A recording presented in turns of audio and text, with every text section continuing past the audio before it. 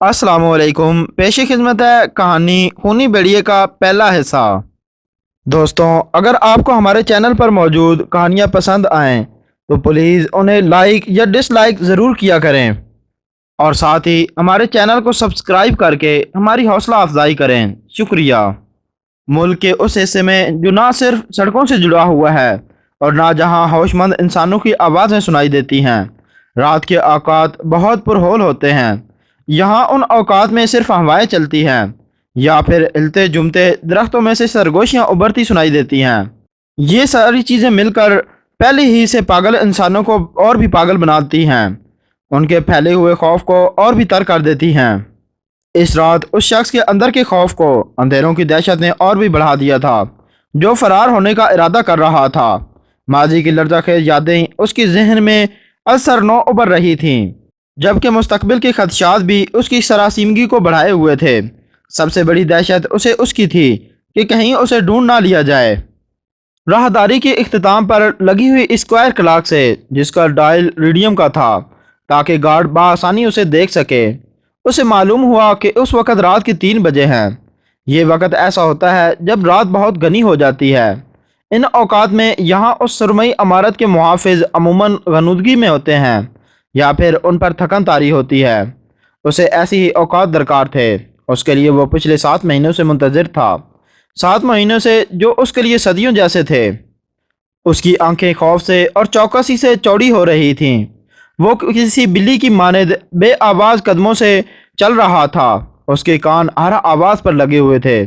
कभी कभी ऊपरी हिस्से से किसी कदमों की धमक सुनाई दे जाती थी या कभी कभार किसी ताले की खड़खड़ाहट से उसे मालूम होता था कि ये कैनरी नामी शख्स है जिसे वो कल पकड़ कर यहाँ लाए थे। उसे तनबीह की गई थी कि वो रात को शोर गल ना करे। उसे भी यहाँ अब दूसरे कैदियों की तरह अपनी मौत तक बंद रहना था। वो बहुत आहिस्तगी और एहतियात से दीवार का सहारा लेता हुआ आगे बढ़ रहा था। अब सिर्फ 3 राहदारियां अबूर करनी रह गई थी। इसके बाद वो सहन में पहुंचने वाला था। उसने अपने हाथों में दबी हुई कुंजी को मजबूती से भींचा। सहन के बाद वो बड़ा सा फाटक था जिसके पीछे खुली फिजा थी, आज़ादी थी। और फिर उसके बड़े हुए हाथों ने एक बंद दरवाजे को टटोला। वो एकदम से रुक गया। उसके सर के ऊपर एक नंबर दर्ज था। ये वीडी वार्ड था। वो कांप उठा। अंदर कोई बड़बड़ा रहा था। वो हंस रहा था। ये हंस अली था, फातिरुल अकल, जो यहाँ पिछले 18 साल से रह रहा था। वो उस वक़्त भी गालबन फर्श पर चौपाई की तरह चल रहा था, कीड़े मकोड़ों को खोजता हुआ। यही उसका मशगला था। राहदारी मुड़ी तो उसे एक गोना इत्मीनान हुआ। उसने हाथ में दबी कुंजी को दबाकर दोबारा इत्मीनान किया। ये कुंजी उसकी थी। अपनी होशियारी से उसने उसे हासिल किया था। पिछले महीने में उसने ऐसे तमाम तालों की ऑपरेशन हासिल किए थे जो उसके और उसकी आज़ादी के दरमियान हायल थे। ये काम उसने च्युइंगम के ज़रिए किया था। उसका किसी को पता नहीं चला था। बस ये बात सिर्फ रोथ का भाई मार्टन लीग्रन जानता था, जो हर हफ्ते उसी से मिलने आता था। ये ऑपरेशन उसी के ज़रिए शहर जाते थे और इस तरह एक मास्टर की उसे मिली थी। और अब आज रात वो किसी तरह जीनों से नीचे आया। इस वक्त 3:10 हुए थे। उसे मालूम था कि एमरजेंसी वार्ड खुला होगा, यहाँ दवाई की बू फैली होगी। उसे मुहाफ़िज़ के गुजर जाने का इंतज़ार करना था। हर काम शेड्यूल के मुताबिक हो रहा था। दरवाज़ा खुला हुआ था। वो उसमें रेंग गया। उसने पीछे मुड़कर बेचैनी से देखा और दीवार के साथ दुबक गया। उसका ज़हन खौफ और खदशात की आमाजगाह बना हुआ था और वो उस अजाब तले सोच रहा था कि कभी मुझे इससे निजात भी मिलेगी या नहीं। क्या वो मजनूनाना घंटे आज से 7 माह कबल जिनसे उसका साबका पड़ा था, कभी उसके हादसे से महव भी होंगे या नहीं। हर रात वो उनके तसव्वुर से गुजरता था। हर रात उसके जहन में उन करिया अंजर मखलूक़ात की सूरतें उभरती थीं जो किसी जिंदा औरत जैसी थीं, और उस लंगड़ाती शय का हैवला उसे लर्जाता था जो उस सराय में थी। उन्होंने तो पहले ही उसके वजूद को तोड़ फोड़ कर खौफ के इस स्याह कैद खाने में डाल दिया था। ये यादें इस पर मुतजाद थीं। कुछ चापें उभरी थीं, बैरूनी राहदारी की तरफ बढ़ती हुई। वो नज़दीक से नज़दीक तर हो रही थी। Schiff Schiff Schiff. फिर उसके कानों ने एक हल्की सी जनक सुनी, किसी कुंजी के गुच्छे की, और फिर आवाज़ें मखदूम हो गईं। दुबका हुआ मफरूर अपनी जगह से उछला और तेजी से बेआवाज कदमों से दौड़ता हुआ राहदारी पार कर गया। सामने एक भारी भरकम दरवाज़ा था। उसने उजलत के साथ अपनी कुंजी उसके ताले में घुसा दी और दरवाज़ा खुल गया। हवा का एक ताज़ा झोंका उसके चेहरे से टकराया। बाहर सेन फैला हुआ था, सुनसान, खाली। उसे ऊंची ऊंची दीवारें अहाता किए हुए थीं। उनके पीछे आबादियां थीं। उसकी दहशत रफा हो गई। उसके हरकत मशीनी और पनी तले थे। उसने खामोशी से अपने अकब के रुकावट को मुकफ़ल कर दिया और एक जानिब दीवारों के साथ लग कर चलने लगा। उसे मालूम था अगर उसकी ज़रा सी भी गलती हुई तो तेज़ मुतहर्रिक सर्च लाइट उसे फ़ौरन देख लेगी और फिर उस इमारत पर लगा सायरन चीखने लगेगा, जिसकी आवाज़ मीलों तक जाएगी और बता देगी कि पाल हाल यहाँ से निकल भागा है। अलबत्ता वो खामोशी से अंधेरों की ओट में अगर चलेगा तो नज़र ना आ सकेगा। चांद नहीं था और रात तारीख थी। दीवार का मुहाफिज उसे नहीं देख सकता था।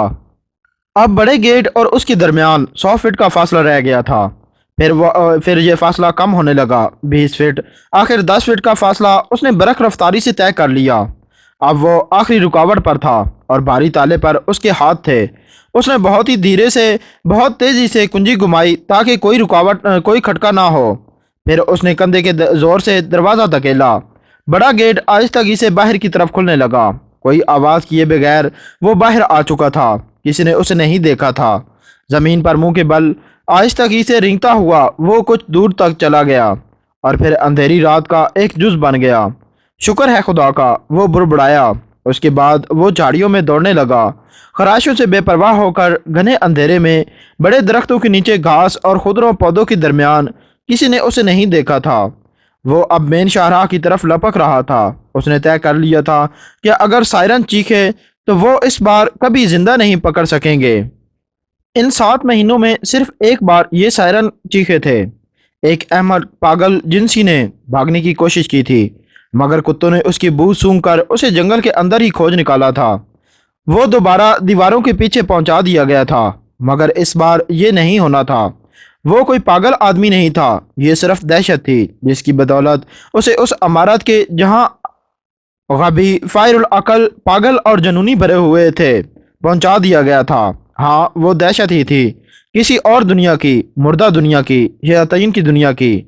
और आज रात के 4 बजे मार्टिन लेकरन को उस क्रॉस रोड पर उसका इंतज़ार करना था। वो वहाँ कार के साथ मौजूद होगा। मार्टिन ताख़ीर करने वाला आदमी ना था। पाल हाल ने दौड़ना शुरू कर दिया। एक बार उसे उस वक़्त जंगल के दहाने पर देखना पड़ा क्योंकि रोड से एक बस गुजर रही थी। फिर जून ही वो मौजूदा मकाम पर नमूदार हुआ, उसे एक कार की हेडलाइट दिखाई दी जो रुकी हुई थी। उसके मुंह से तमानियत की एक सिसकी बरामद हुई। उसके पैर दर्द से चटक रहे थे, पूरा बदन टूट रहा था। अब देर की कोई ज़रूरत ना थी। मार्टिन के हाथों ने उसे घसीटकर कार में दाखिल कर लिया। कार दूसरे ही लम्हे झटके से आगे बढ़ी। उस वक़्त घड़ी 4:05 का वक़्त बता रही थी। 5 बजते बजते उसे शहर पहुंच जाना था। उन शहर और उन रौत और आज़ादी, उसके आगे वो मजबूती से अपनी जंग कर सकता था। उसने पैरों तले रखे लेदर बैग में हाथ डाला। रौत क्यों नहीं आई? सुनो, मार्टिन ने उजलत से कहा। पाल सुकड़ गया। उसने सुन लिया था। हवा में एक आवाज़ थिरथरा रही थी और फिर यह तेज़ होने लगी। पाल की उंगलियां थैले में धंस गईं। उसके चेहरे का रंग उड़ गया। ये आवाज़ उसकी शनासा थी। रात का सन्नाटा टूट गया था। मुहाफ़िज़ों को मालूम हो गया था कि वो भाग निकला और अब सायरन से उसका ऐलान हो रहा था। गलबन उसे कहीं गलती हुई थी, कोई दरवाज़ा खुला रह गया था। पाल की हिम्मत जवाब दे गई। बड़ी मुश्किल से वो बोल सका। उन्हें पता चल गया है, मार्टिन ने कहा। 10 मिनट के अंदर अंदर इस रोड पर तलाशी शुरू हो जाएगी। हर कार की तलाशी की जाएगी। अपने कपड़े पहनो, जल्दी करो। पाल सुकड़ गया। फिर उसने मजबूत लहजे में कहा, वो मुझे जिंदा नहीं ले जा सकेंगे, मैं उन्हें जान से मार दूंगा। इसके बाद वो लेदर बैग को घसीटने लगा। उसने उसमें रखा लाइट ब्राउन सूट, कमीज़ और टाई निकाली। तूफ़ानी रफ्तार से चलती कार में उसने अपना लिबास तब्दील कर लिया। दिमागी जेल खाने के लिबास को उसने गठड़ी की शक्ल में बनाकर थैले में ठोंस दिया। इस रोड को छोड़ दो और दाएं तरफ मुड़ जाओ, मार्टिन ने व्हील पर झुकते हुए कहा। क्या कह रहे हो?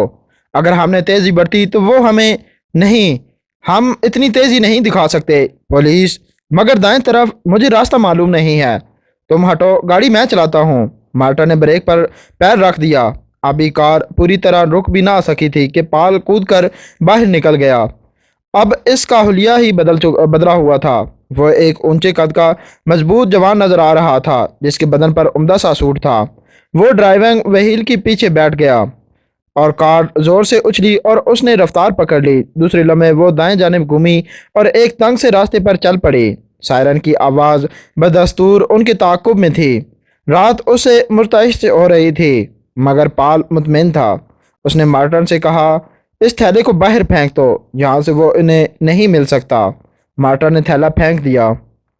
आखिर रोत क्यों नहीं आई? उसने सवाल किया। वो नहीं आ सकती थी पाल। क्यों? तुम नहीं समझोगे। क्या वो मेरा इंतज़ार कर रही है?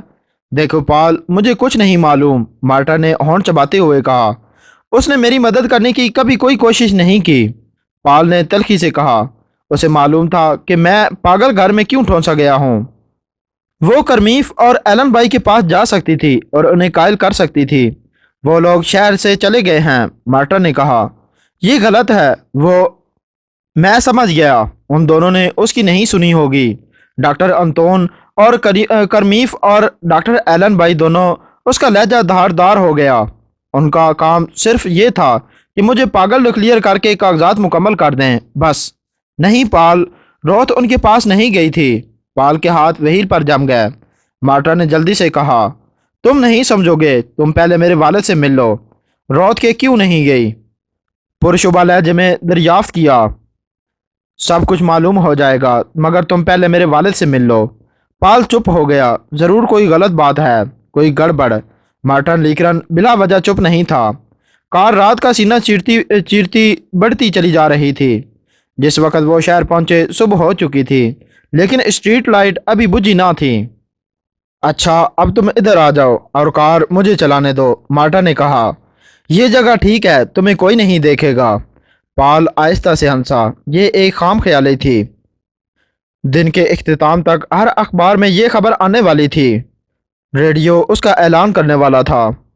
आज सुबह को स्टेट अनसीन स्टेडियम से पाल हाल नामी 24 साल पागल फरार हो गया है। कार फिर चल पड़ी। जरा सी बूंदाबांदी के बाद अचानक बारिश शुरू हो गई थी। कार का वाइपर तेजी से चल रहा था। पाल का ज़हन मुसलसल सोच रहा था। स्टेट पुलिस उसे ढूंढने के लिए एक ना ख़त्म होने वाली तलाश शुरू करने वाली थी। क्या तुम सीधे घर जाना चाहते हो? मार्टा ने पूछा। बिल्कुल। मैं तुम्हारे साथ नहीं जा सकूंगा। क्यों? मुझे कुछ काम है, मोर्सडेल जाना है और रात से पहले पहुंचना है। फादर तुम्हारा इंतज़ार कर रहे होंगे। कार चलती रही। गलियां अभी सुनसान थी। ये शहर का नवाही इलाका था।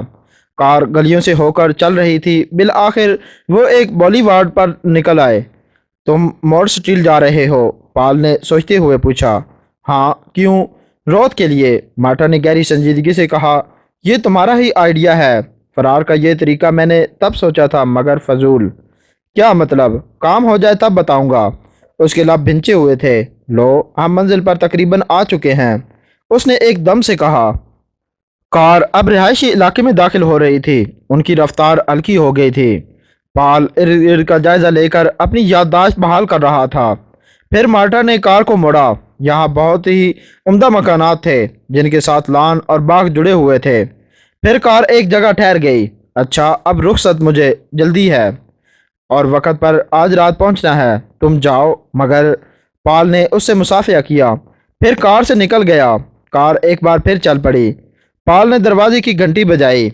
यहाँ बूढ़े अरबंजली गरन ने, जो रोत का बाप था, उसका इस्तकबाल फैले हुए बाजुओं से किया। लाइब्रेरी में बैठे ली गरन ने उसे बताया, पाल रोत नहीं है। उन्होंने उसे भी दूर भेज दिया है। वही दोनों डॉक्टर करमीफ और एलन भाई। तुम्हारे भेजे जाने के एक हफ्ते बाद ही उसे भी उन्होंने जहनी मरीजों के पास भिजवा दिया था। उसे भी पागल करार दे दिया गया। वो बहुत बारसूख लोग हैं। मार्सन के अस्पताल से वो कभी घर नहीं आ सकी। उसे वहीं से मार्सडील भेज दिया गया था। मार्सडील, पाल ने आहिस्ता से कहा और एकदम से उठ पड़ा। वो मार्टन वहीं गया है। वो जाता रहता है। रोत के खत तुम्हें इसी तरीके से मिलते रहते हैं। वो नहीं चाहता था कि असल बात तुम्हें मालूम हो, मगर उसे वहां से निकालने का कोई रास्ता तो होगा।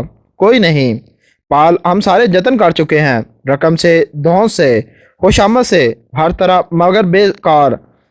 کرمیف اور ایلن بھائی بہت پہنچے ہوئے اور اونچے لوگ ہیں، انہیں کوئی جھٹلا نہیں سکتا۔ گویا اسے اب وہیں رہنا ہوگا۔ پال کراہا، پھر وہ مضبوط لہجے میں بولا، نہیں، وہ گندی جگہ انہیں مجھے معلوم ہے، بوڑھے نے کہا، ہم اپنی کوشش کر رہے ہیں، ہمیں انتظار کرنا ہوگا۔ اسے ابھی تک وہ باتیں نہیں بھولی ہیں، وہ سرائے، وہ مرگن اسٹرم اور وہ سرائے کی ہیبت ناک باسی، بہت بڑا اثر ہوا ہے اس کے دماغ پر۔ ہمیں ان یادوں کے معدوم ہونے کا انتظار کرنا ہوگا، مگر وہ انہیں کبھی نہیں بلا سکے گی۔ پال چیخا، رات ہوتے ہی اندھیرے میں وہ جیسے مجسم ہو جاتے ہیں۔ میں خود راتوں میں ان کا شکار رہا ہوں، ہمیں اسے باہر لانا ہوگا۔ تم فرار کے بارے میں سوچ رہے ہو؟ ہاں، ممکن نہیں، وہ تمہاری طرح مضبوط نہیں۔ پال نے بے چینی سے سر کے بالوں میں ہاتھ پھیرا۔ پال، کیا تم آج رات یہاں رکو گے؟ پال نے اسے جلتی آنکھوں سے دیکھا۔ نہیں، وہ سیدھے میری تلاش میں ادھر ہی آئیں گے۔ مجھے معلوم ہے بیٹے، لی کرن نے کہا، تم جہاں بھی ہونا مجھے جگہ سے باخبر رکھنا، رقم یا مدد کی ضرورت ہو تو آ جانا۔ پال نے سر ہلایا۔ اسے رقم کی ضرورت نہ تھی، مارٹا نے سوٹ کی جیب میں بٹوا رکھ دیا تھا، وہ کہیں کوئی کمرہ حاصل کر سکتا تھا۔ میں شہر کے دوسرے سرے پر جا رہا ہوں، شمال میں۔ اس دوران لی کرن دروازے تک پہنچ چکا تھا۔ جب وہ لوٹا تو اس کے پاس ایک سوٹ کیس تھا۔ اسے لے جاؤ، اس نے کہا، فی الحال تمہارا اسٹور وغیرہ تک جانا مناسب نہیں ہے، اس میں تمہاری ضرورت کی کافی چیزیں ہیں، بس احتیاط کرنا، مجھے تم پر اعتماد ہے۔ شہر کا شمالی علاقہ خاصا پسماندہ تھا، غربا کی بستی تھی۔ پال نے یہی ایک معمولی سے ہوٹل میں کمرہ لے لیا۔